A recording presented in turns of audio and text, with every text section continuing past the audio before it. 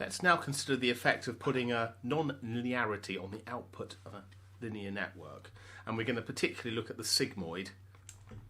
So, multilinear networks, when we start building them soon, will need non-linear units because otherwise you can always decompose it back to a linear system. And we need these non-linearities in order to generate functional approximators which can solve lots of problems. Like I said, if we just got linear units all the way through a big network, the whole thing is effectively the same as a single layer linear network, so that's not much use. Historically, the sigmoid function was used, and two of its properties that we need it to be, well, we need a sort of semi-linear region, so we get a reasonable gradient when we actually go through the central region of the range, and it's differentiable, so we can take the derivative of this function. However, we notice that there are much better nonlinearities that we should be using for neural networks. We're only using this one as an example because it's a classical example and it was one of the first ones to be used. But in current, especially deep networks, you want to use something like ReLU, which is basically a first bit which is 0, a threshold function if you like, followed by a nice linear section. And these work much better. But we're going to look at the sigmoid, and the sigmoid's got the property that, as the input comes in, the output goes between 0 and 1. And the way it works is, we're going to have our linear network. Here we're showing just a simple example of a one-node network. So we've got our n inputs, the data vector. In this particular case, we're also showing our bias term as well. We calculate this net output, which is the linear weighted sum of the inputs. And this is then passed through the sigmoid, and that is then generated as the output. And the sigmoid basically is given by the function 1 divided by 1 plus e to the minus net, where net is the input to the sigmoid. And this is always a calculation made on a single element of the signal, right? It's not something which is going to be done using complicated vector algebra, although we can write this actual formula in a way in MATLAB such that it will do element-wise calculations, and we can give a vector of net and it will work. But basically what we're doing here is we're doing element-wise nonlinear transformations. As we know, in a linear network, we can represent the error at the output, the squared error, for a particular pattern I, as given by half target takeaway output squared, right? And we just put the half in, like we said before, just because of the fact it makes the maths look a little bit cleaner when we start differentiating. And in order to get the error gradient with respect to the weights, we're going to have to calculate the differential of this. So let's first of all split this up into two functions, because this is going to be a function of a function. The bit in the brackets we're going to call UI, so it's this intermediate step representing the difference between the target and the predicted output, and EI, the error at that pattern, the square error at that pattern is going to be, in that case, half UI squared. I've forgotten the I again there, look. Okay, so now we need to calculate the gradient of the error with respect to the weights, because we want to first of all, we need to get the error gradient so we can do gradient descent. Just like we did before, DEI dW is the differential of this expression for error, right? So we just got to differentiate EI, and EI we've written here in terms of half UI squared. So let's put the half UI squared in there, and we need to calculate that differential. And what we're going to do is we're going to calculate DEI dW using the chain rule, because it's basically a product of two parts. It's the DEI DUI dW. Again, just like we did for the linear network, very simple. DEI DUI equals UI, right? So basically the UI squared times a half is then multiplied by 2 when we take the differential, and the U goes to U, U squared goes to U.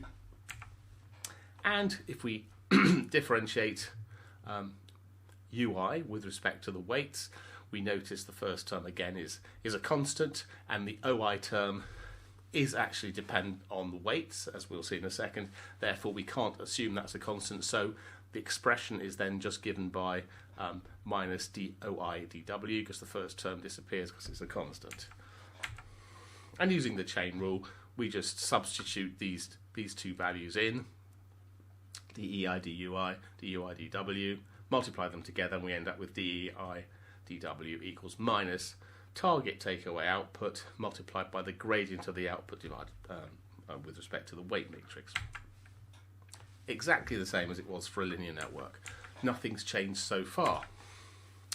But now what we've got is the output is actually a function of the weight matrix times xi. So it's a non-linear function of this linear combination.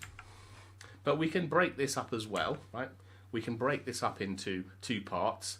So the network output, the linear part for pattern I, is just wxi, and that's exactly what it was before as well. It's just we didn't have a function there, right? So before it was just that was the output. Now our output is a function of this network output net I.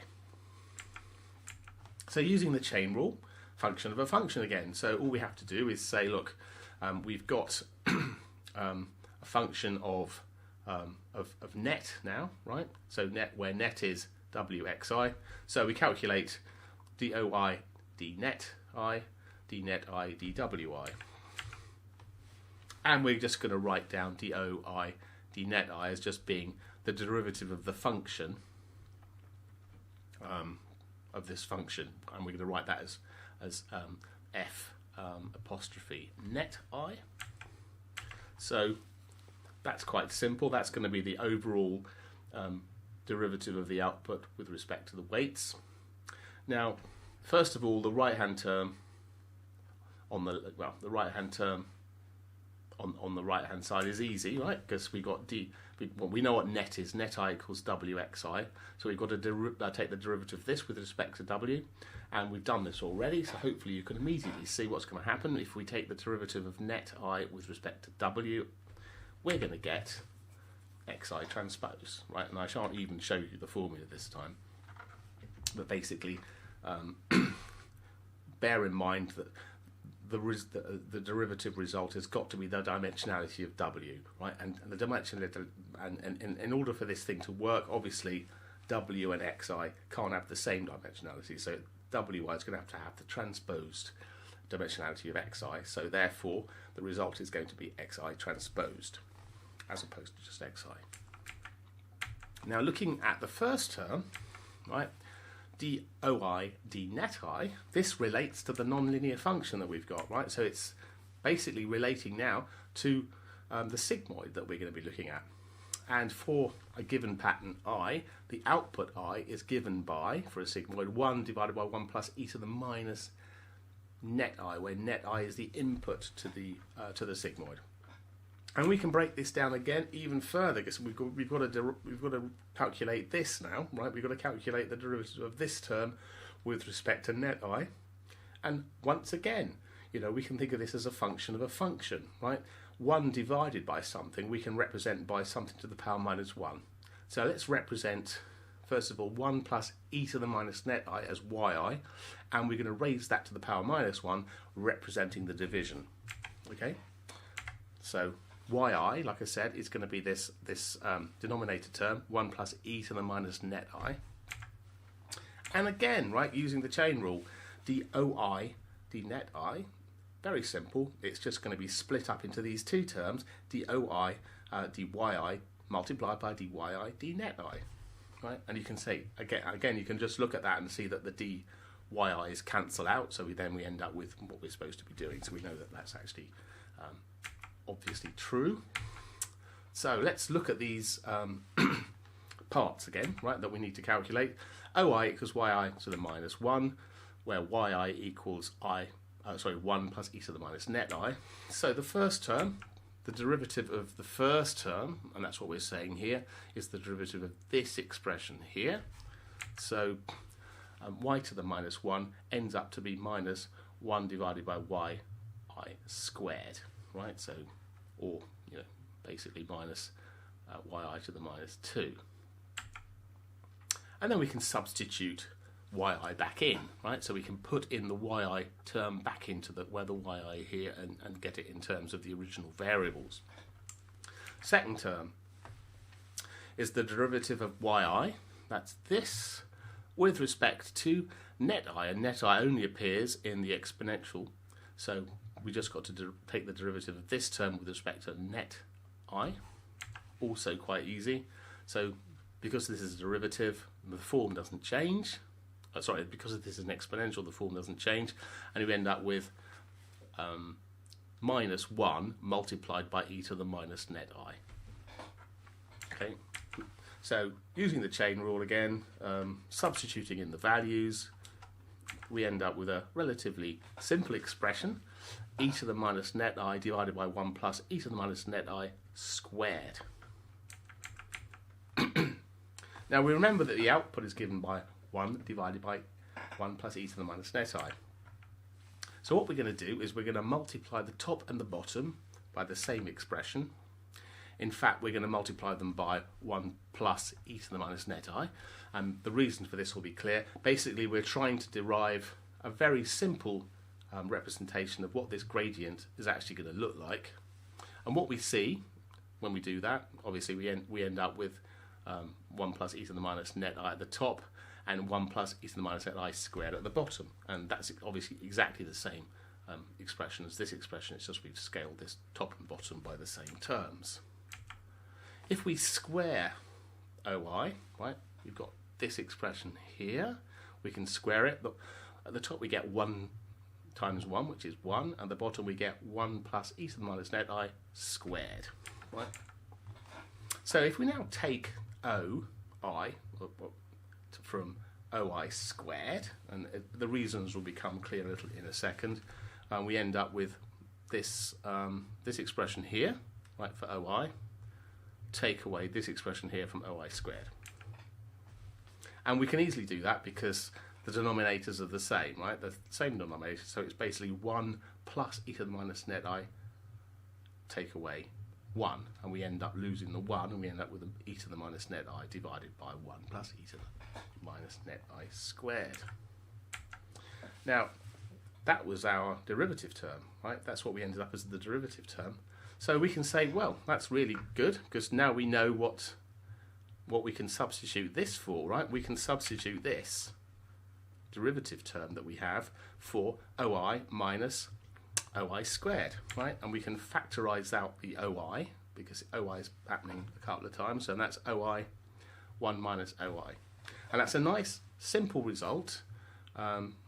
It's not so complicated when you've done it a few times. It was a bit daunting to me also the first time I looked at this. Putting it all together then, we need to calculate the error dEI dW, right, which gives us our gradient with respect to the weight matrix W, and we found that it was Ti minus OI with a negative in front of it, multiplied by this dOI dW term. We now know dOI dW was split up into dOI dnet I dW. So let's put those in for this term. Let's just put them in there. And now we're going to substitute in the two parts we have.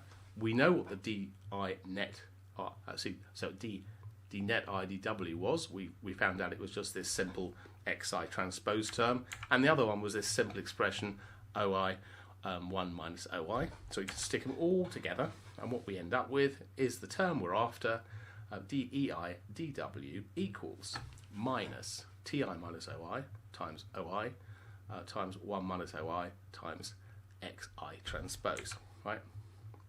And if we change the weights, therefore, in proportion to this, then we'll end up doing gradient descent in the entire network, even though we're having to go through this sigmoid function. So let's just think about this then as just a summary. In this case, we're doing a network, a linear network with a vector x coming in, a weight matrix W.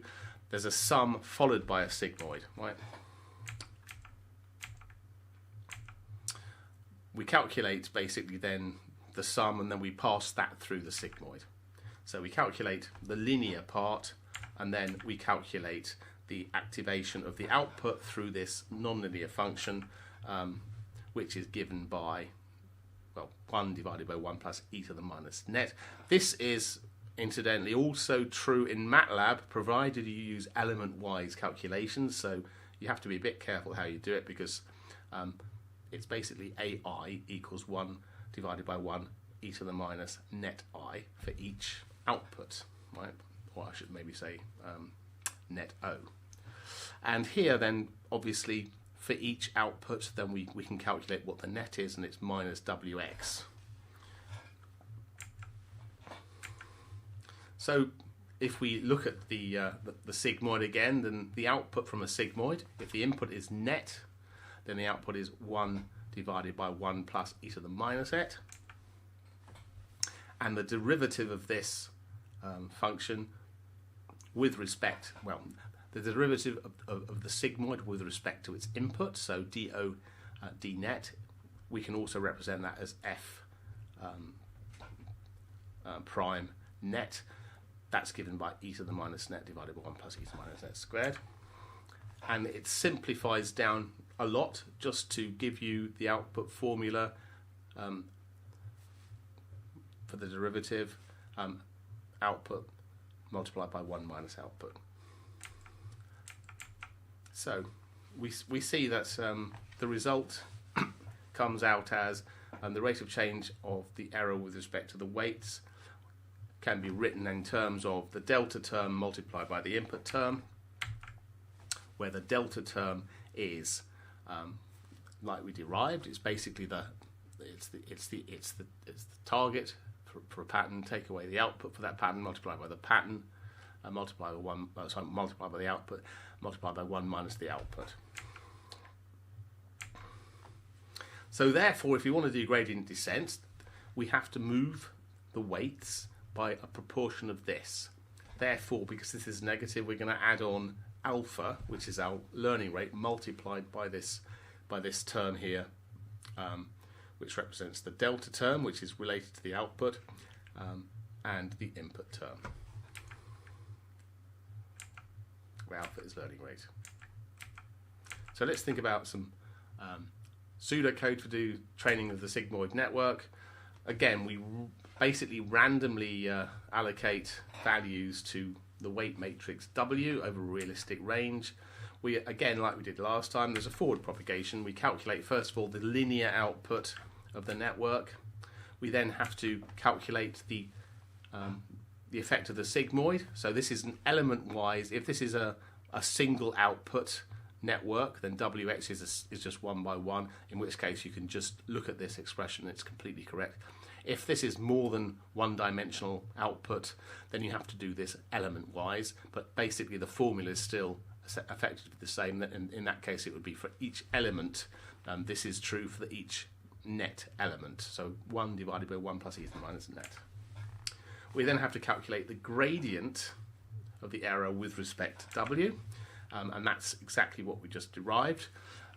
It's given by minus target takeaway output multiplied by 1 minus output multiplied by the transpose of the input.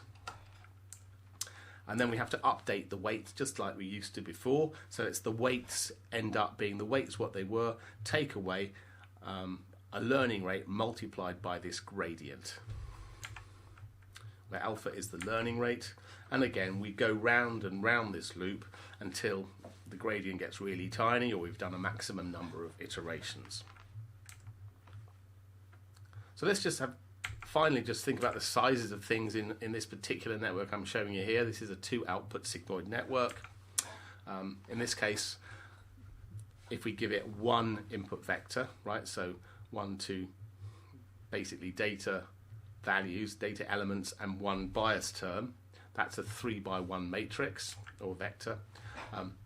If you've got 2 outputs, the weight matrix is going to be 2 by 3, and the output's going to be 2 by 1. So we've got 2 outputs in that case. If that was the case, the net output here, which is going to be 2 outputs, is given by Wx, and it's given by a matrix multiplication. The output's going to be 2 by 1 in this case, and that would be the 2 by 3, and that would be the 3 by 1. So you can see we end up with 2 by 1 as being the overall calculation dimensionality. So again, that's just to remind us what the values are. Then what we need to do, we've got the net value, that's a vector as well, right? So we've got net 1, element 1, net 2 is the element 2. These have got to be individually passed through nonlinearities, which are sigmoids, and we've got to calculate those element-wise, which we will discuss in MATLAB implementations. So basically the output's going to be 1 divided by e to the minus net, but it has to be done element-wise. In this case, net is a vector and it's 2 by 1. Output is a vector, it's 2 by 1. Element-wise, so basically if you break it down to what it's going to look like in terms of the vector, what we're going to see is the output is a vector, it's going to be 2 by 1. The first upper element is going to be 1 divided by 1 plus e to the minus net 1, where net 1's the upper element in the output net vector, and the lower one's going to be 1 divided by e to the minus net 2, which is the lower vector in the net vector. When we calculate the error gradient, right, dE dW, we notice in this case we've got two outputs, so the T is a 2 by 1, the O is a 2 by 1. Again, O is a 2 by 1, 1 minus O has got to be 2 by 1. X is going to be 3 by 1, so X transpose is 1 by 3. These have all got to be done element-wise, right? So we're doing each one as if it was, the best way to look at it is, what would you do if you just had one output? And when you have multiple outputs, each one of these outputs is then basically separate, so you have to do these all element-wise. So this is all element-wise calculation, but that calculation there is a matrix multiplication. And this will end up with a matrix for the derivative of the error with respect to W. In fact, we see that it's got to be a matrix multiplication because this is all 2 by 1. So this is all of this lot's 2 by 1. This is definitely 1 by 3. So we got 2 by 1 times 1 by 3. So we end up with a 2 by 3. Right? So we end up with a 2 by 3 matrix. And it's got to be, right? So we know that W is a 2 by 3. So the gradient, the error gradient with respect to W has also got to be the same size, so it's got to be 2 by 3. So if you get confused and you can't quite remember, is this a matrix multiplication, just bear in mind what is the dimensionality of the result we want, and then it becomes sort of kind of clear. Okay. So last bit, updating W by moving down towards a minimum error. And again, what we do is we say we've got the weight matrix W, and then we're going to scale the gradient, right? And the gradient is multidimensional. Alpha is just a 1 by 1, it's just a single value. Consequently, what that actually involves doing, if we multiply alpha by a matrix, it's basically element-wise on each element multiplying it.